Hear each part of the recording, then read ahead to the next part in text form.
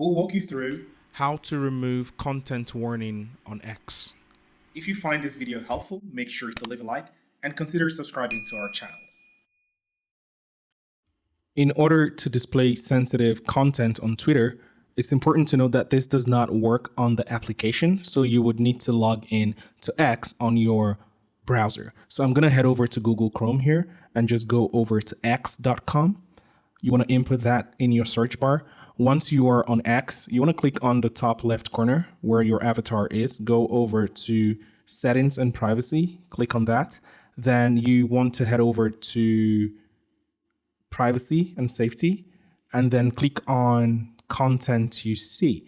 As you can see here, display media that may contain sensitive content is toggled on. In your case, this might be off. So you just want to toggle that back on. And that is how you display media that contains sensitive content on X or Twitter. Let me know in the comments if this video helped you. Make sure to leave a like and consider subscribing to our channel for fire updates on everything tech.